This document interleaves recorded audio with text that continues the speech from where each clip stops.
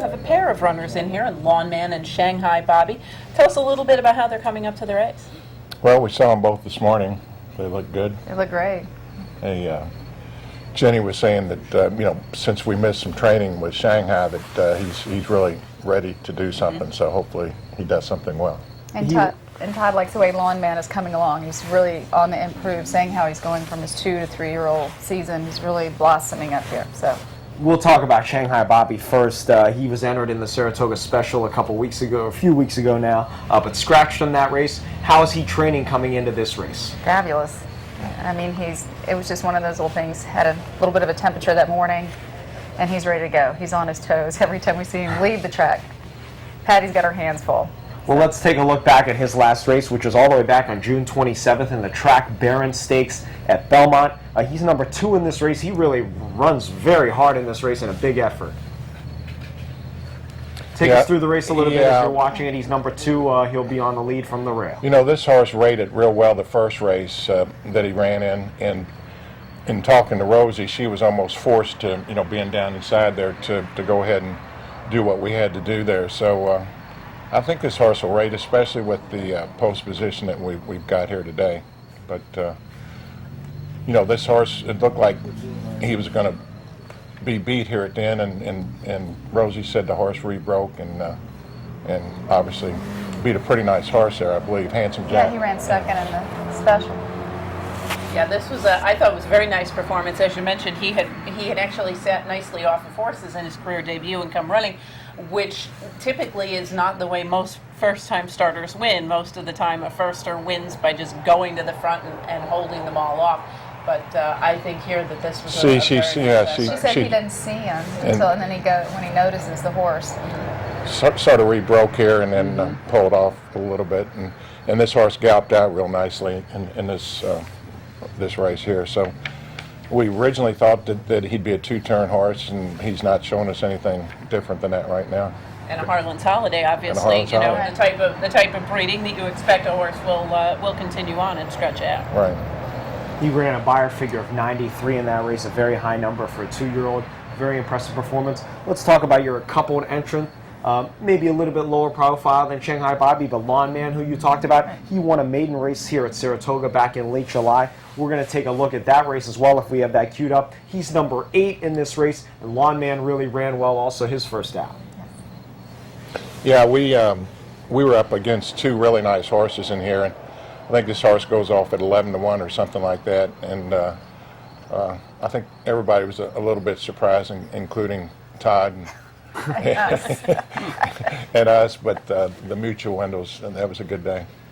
Yeah, it was one of those situations that every now and then happens, despite the fact that it appears that Todd Pletcher wins almost all the 2-year-old races they run here.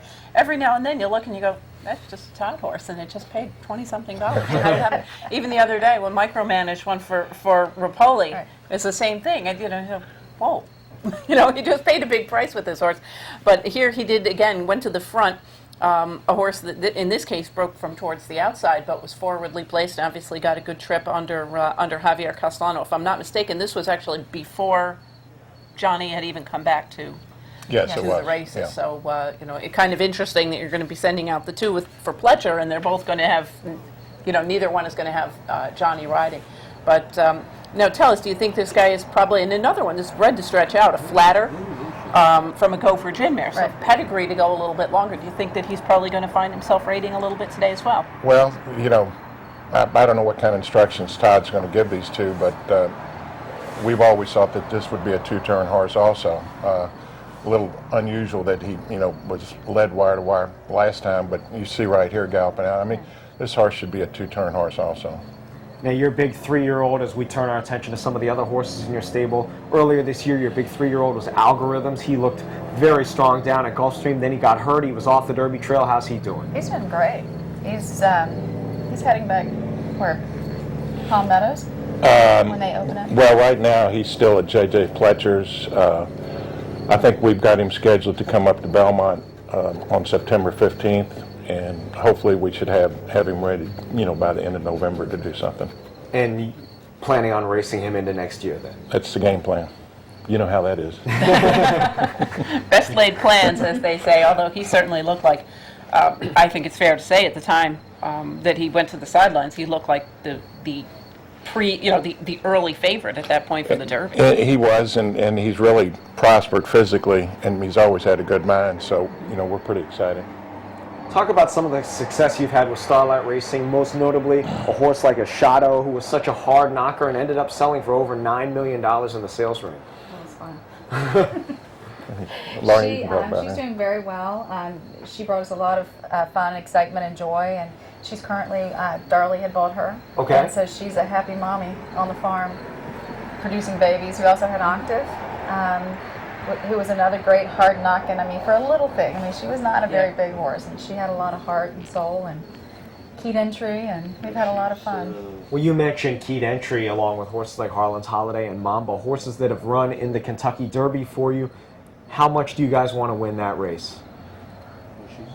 A lot. That's how you said it. A lot.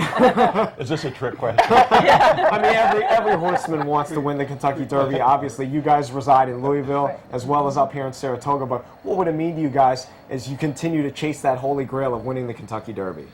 Well, you've got to be very lucky to have everything work out that way. If, we get another shot at it, great. But, there's so many variables and all that. But we've got a nice crop of 2-year-olds this year, so hopefully we'll have at least one starter up there, hopefully. I think people don't really understand sometimes. I mean, not only does only one horse win the Kentucky Derby, but only 20 owners and connections even make it to the race when there's literally thousands and thousands of horses trying to just get into the starting gate. Right. How fortunate do you feel that you've at least been in there with a shot? Yeah, well, very fortunate. Yeah. It is a long shot, for sure. Right. Yeah, it's one of those situations, and we see here, I mean, the cream of the crop runs in the 2-year-old stakes races, and even just these 2-year-old maidens, as you know how difficult it is, and you've been very fortunate up here, but, you see you're coming up here, and you're running against Steve Asmussen, and you're running against probably another Pletcher runner, and so forth.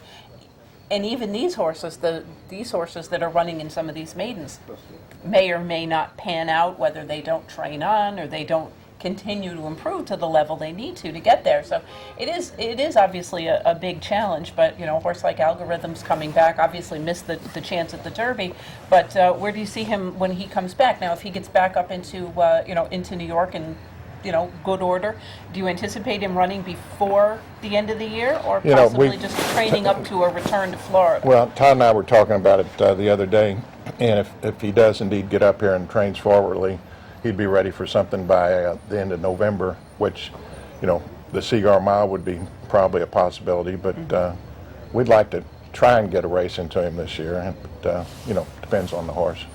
You gotta let the horse tell you what the plans are. And speaking of planning and looking ahead, tell us about some of the purchases that you've made this year at was for Starlight, and looking forward to to upcoming years. We bought 5 at the Saratoga sale. Got a nice Giants Causeway, another Harlan's Holiday, a couple more in Reddy's.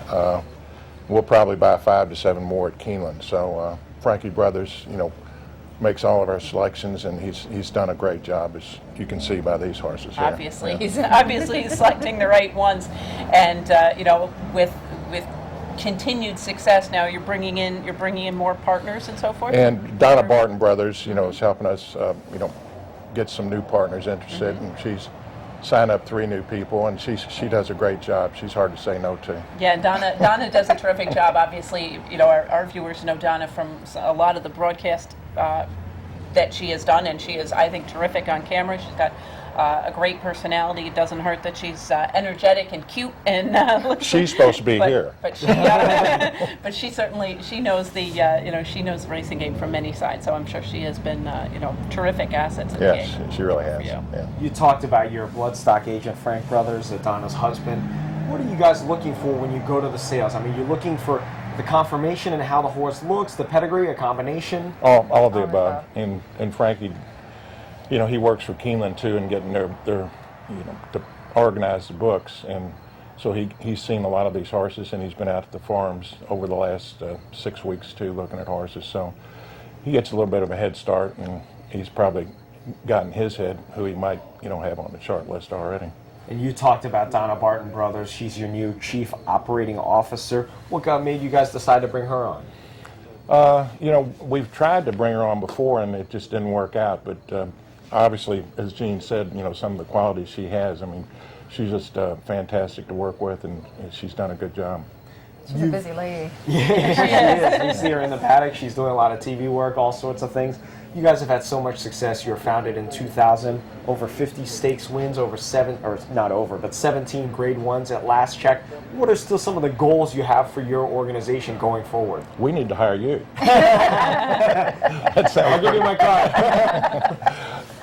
You know, we just try to buy nice horses, and the rest, you know, hopefully takes care of itself. And like today, have the horses in. I mean, to be at this level, to compete, and have horses that, you know, fit in there, just keep doing that. Talk about the job your trainer, Todd Pletcher, obviously a guy everybody knows around here. He's going to win the leading training title again. Talk about the job he does for you. It's got to be comforting to know that your horses are in such good hands. He's great. I mean, how he keeps track of everything, he's just phenomenal. And always up front with you.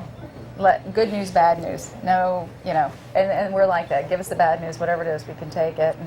But he just does a great job. You always trust his decision, where he's going, what he's doing, what he's got going on with him going forward. And he's great at placing the horses. I wish he'd give us a break and quit running his other horses. Yeah, that was my next question. Yeah, any issues? I mean, because obviously Todd Pletcher got a huge barn, and you know you have a lot of horses, and I know for some owners they prefer maybe to not have so much competition within the barn. It makes sense if you could somehow convince him to maybe not run some of those others. Well, I talked to Rapoli the other day, and he told me he was 93% sure that he was going to run this horse down at Monmouth. Yeah. So the 7% didn't work out. So. Apparently not. The lure of Saratoga overcame him, Right. apparently, but. It's got to be a little bit tough because obviously you've got a huge outfit. You've got a lot of terrific horses. You're running, as you mentioned, you've major stakes racing, and yet you're sitting there going, "Come on, Mike, would you maybe leave one in the barn one day?" And especially up here where he has really just flooded the entry box in search of that win title, the owner's title up here. Another good thing about working with Pletcher is you get to train against the best horses, and I really don't mind running against some of Todd's other horses, but I know some owners aren't crazy about it. But, well, it is interesting, and I know that there's certainly a competition, but a friendly and a sense of camaraderie, and if you're gonna root for your trainer no matter what. Right. So it's nice to know. And on many occasions, I'll see two owners who I know are in the same barn, the same trainer, and they're. You don't have to enter that filly, but it's more or less friendly, and obviously everybody is going to root for one another to a certain extent. You all know how tough it is. yeah, so it's worked out fine. Now, one of your main partners in your partnership is Don Lucarelli, who lives in Dwaynesburg, which for maybe some of our folks in the capital region know is just a little bit west of Albany. Talk about what he's in the paper a lot up here, the Times-Union, local owner Don Lucarelli's got a horse. Talk a little bit about what his contribution means to your organization. And he steals all the press up here. He really does. He's all over it. I mean, you can't read any Derby story without reading about him. I know. Laurie, why don't you talk about He's a great guy. I mean, he and his wife Barb, they're very dear friends of ours, and they have truly had a passion for the horses. And we met them a few years ago, and he got to the point where he was ready to step up and invest in thoroughbred horses, and it's worked very well. The man is at the track every day, first post to last post. This is his. He waits for this season every year. He doesn't skip a day. They just enjoy it. I mean, and truly, his family, everybody comes. It's a big group, and he's a great guy. He's the handicapping partner. Well, it certainly has brought starlight to the fore in the Capital District, and this is an area that does have, because the track is here, we've got a big racing population. A lot of people follow it. That's how I started. I'm sure a lot of people that are watching the show did. So I think Don has, kind of brought starlight to the fore around here locally. I think a lot of people are more aware than maybe they might be. He really of his has. presence.